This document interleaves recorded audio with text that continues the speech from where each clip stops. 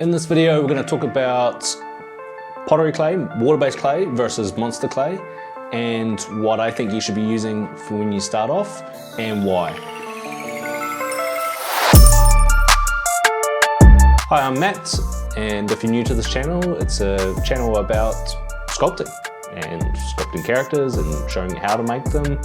Today, in this rest of the video, we're going to talk about monster clay versus pottery clay and do a time lapse of both. We're going to do the pros and cons of monster clay, and we're going to do the pros and cons of water-based clay, and then we'll talk about how it works for you and what you should be using when you start off, and we'll go from there. Cheers. I started working with monster clay a couple of years ago. It's pretty good to use. It's an oil-based clay. It's not chocolate. It looks like chocolate. You can't eat it. One of the things that you have to do with it is you have to heat it up all the time to keep it going. You can kind of see where I made this little box here to mount it and keep it warm. One of the things with it is once it's heated, it's really liquid. It's like a melted chocolate almost. And you can see here it's all drippy, and this is one of the things that gets a bit annoying. It's very messy when you drip it around, but this is what you get. You start to build it up. Once it's at the right temperature, it's easy to build, and you can start building on details. It's a clay that you probably suggested before that you probably shouldn't use when you're beginning, just because once it goes hard, it's not easy to work with and manipulate around. So the best thing you can do is go with water-based clay and go from there. But this is a difference between the two. Number one, it's sticky. It's very sticky once it's on the side of the board there. Two, you can scrape it, refine it, but you do have to use tools after a while once it goes hard. It holds itself up. You can see it's building the hood around the outside there.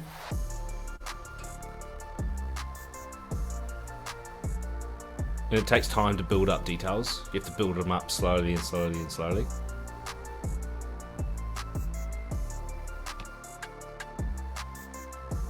Couple cool points about monster clay is you can paint it. It can be melted down again, and it holds itself really well to itself and very strong.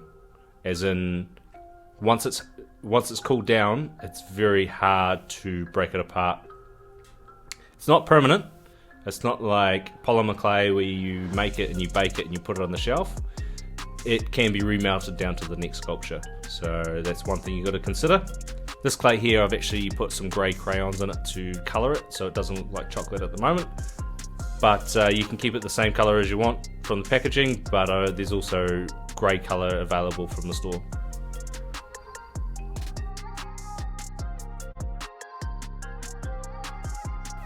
With monster clay, when it goes hard, you can almost carve it away like it's wax, and you can get down to the finer details with it, getting down to pores, getting down around the eyes and getting all that. But you do need to use some tools for those parts.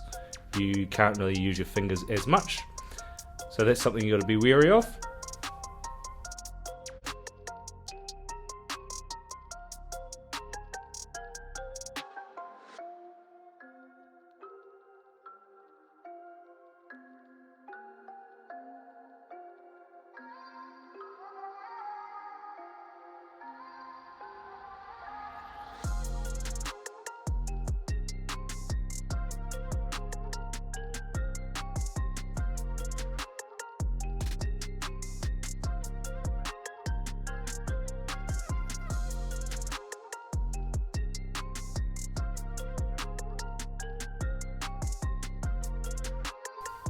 This is something that took me a while to figure out, is using an alcohol-based spirits.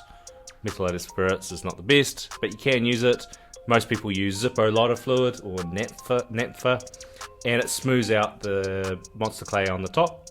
So you can use that, and it saves a lot of heartache. It makes a bit of a slush on the top, and you can smooth it out from there. Sleepy.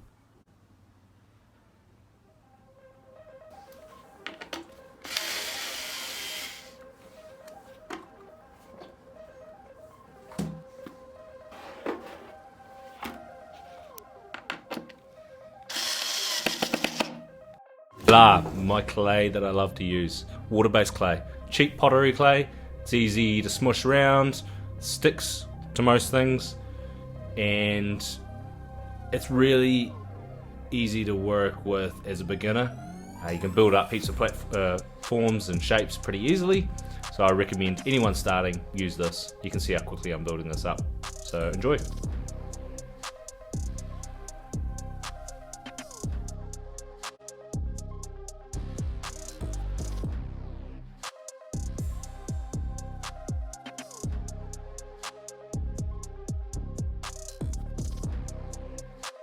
Couple key points with the pottery clay: it's not as strong as monster clay for holding up forms, so you do have to think about how you're building things on it.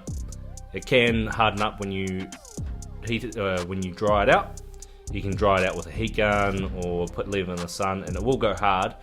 It will not be a permanent sculpture because it will need to be fired, and there's a different way of making sculptures that need to be fired. They have to be thin on the inside, so this here wouldn't actually work being put in a kiln. It would probably explode.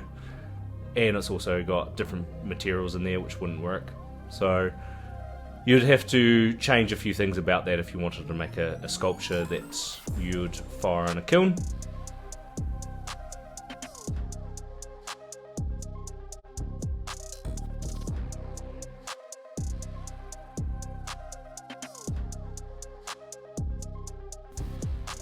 You can keep it up on your shelf though. It won't. It's just very, very brittle. It won't break if you touch it, but if you kind of have a bit more force on it and you flex things around, it's going to break because it's just brittle. A good way to smooth down the surface is using water. It's water-based clay, and it's a good way to keep the sculpture wet while you're working with it and make sure it's easy to use at a later stage.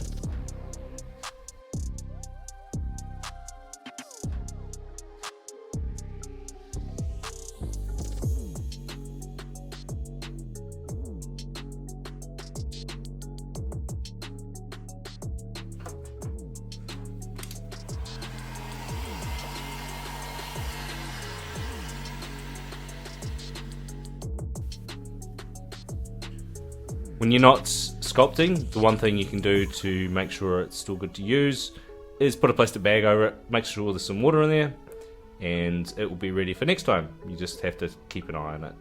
Whereas monster clay, you just sculpt with it, you let it be, and it'll be the same way for a year later. This here, you'd have to keep an eye on it every couple of weeks or a week or two just to make sure it's going to stay the same. It will eventually dry out, so you just need to water it like a plant and she'll be right.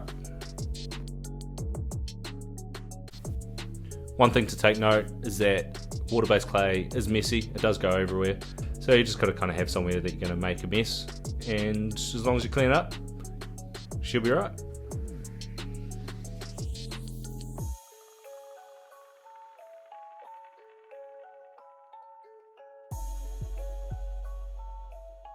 Time for the review. We've got monster clay versus water-based clay and what I think of it and what I think is probably good for you if you're starting out.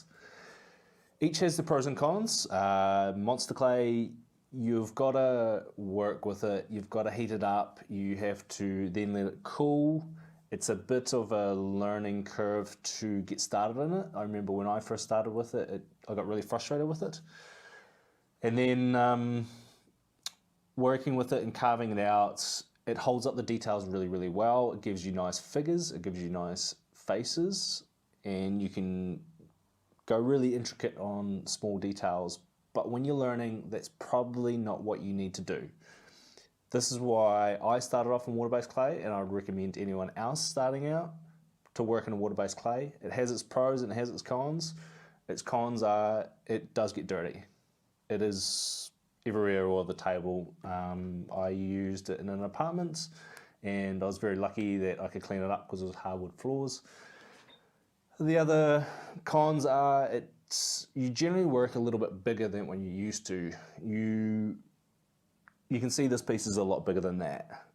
That's because when you're trying to sculpt, you generally use a lot of your fingers as the main tool. I recommend using your hands as the tool all the time until you really can't get in there, because you have more experience using your fingers than you do any other tool that you ever use, because you've had these on your hands for so long.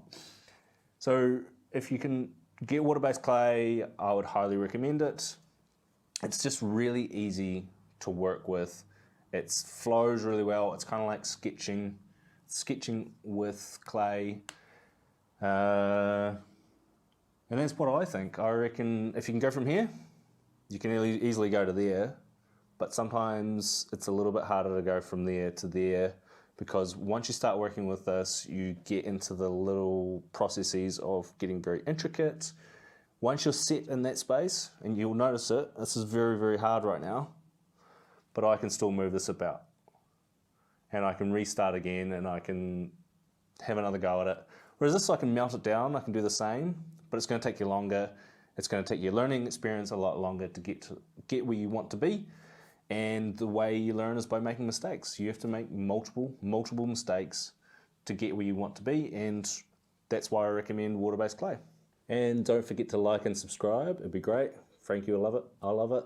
And Jimmy, the editor, will love it too. So please, like below, comment below. Let me know what your thoughts are. Let me know if you want to start sculpting. That'd be great. And give you some ideas and tips. Cheers.